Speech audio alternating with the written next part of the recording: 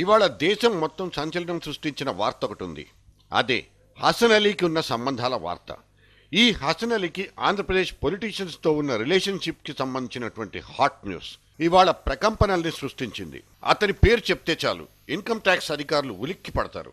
రాజకీయ నాయకులు, అధికారులు, సినీ రంగ ప్రముఖులు ఒక్కరేమిటి, బడాబాబులంతా భుజాలు తడుముకుంటారు.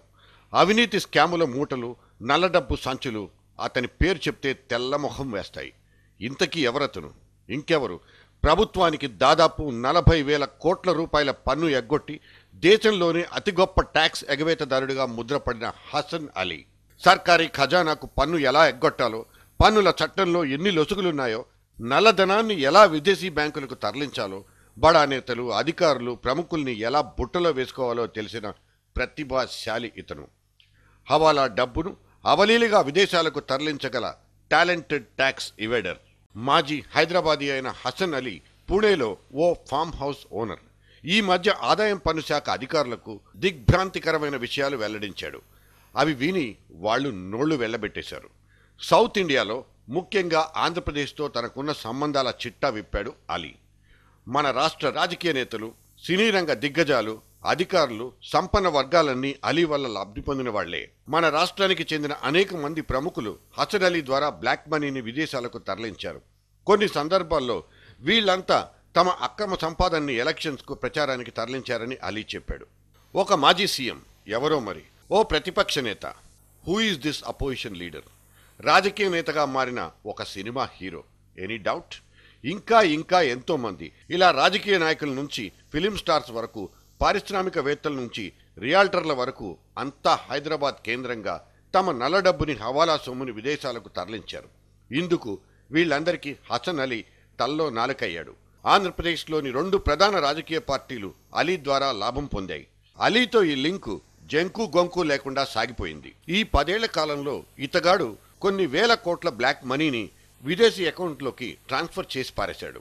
ఓ మాజీ సీఎంతో సన్నిహిత సంబంధాలు పెట్టుకుని ఆయన గారి అక్రమ సంపాదనని పరాయిగడ్డ మీదకి చేరవేశాడు. ఈ మాజీ సీఎం ప్రత్యర్థి ప్రతిపక్ష నేతగా ఉన్న వ్యక్తికి చెందిన నల్ల డబ్బుని, అలాగే రాజకీయ నేతగా మారిన ఓ సినిమా హీరోకి చెందిన సొమ్ము లావాదేవీల్ని కూడా లాఘవంగా ఈ హవాలా కింగ్ హ్యాండిల్ చేశాడు.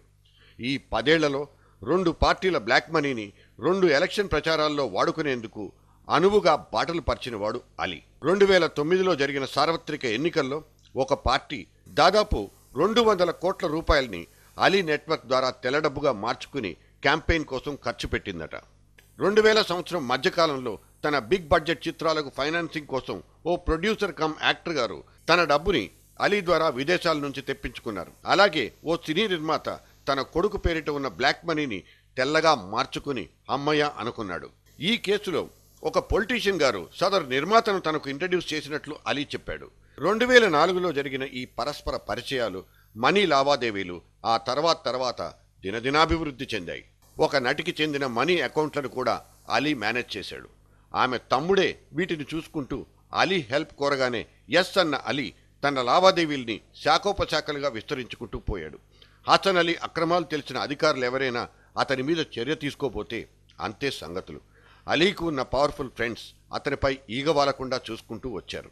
అలీ అరెస్ట్ అయితే తమ గుట్టంతా రట్టవుతుందనే భయంతో వాళ్లంతా అతనికి కొమ్ము కాస్తూ వచ్చారు. ఆంధ్రప్రదేశ్లో అలీకి ఉన్న బంధం ఎంత గట్టిదంటే అలీ నల్లడబ్బు దొరల పాలిట బ్యాంకర్గా మారిపోయాడు.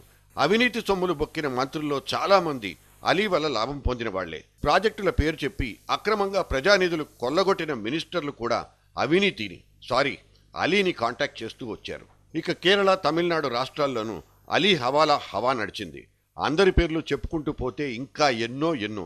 అంతర్జాతీయ ఆయుధ డీలర్ అద్నాన్ ఖషోగీతోనూ అలీకి సన్నిహిత సంబంధాలున్నాయి. Hasan Ali a great tax evader, corrupt persons protector. Anyway, we're Indians. ఇంతకంటే ఇంకేం చెప్పాలి? నమస్తే ఇండియా, నమస్తే.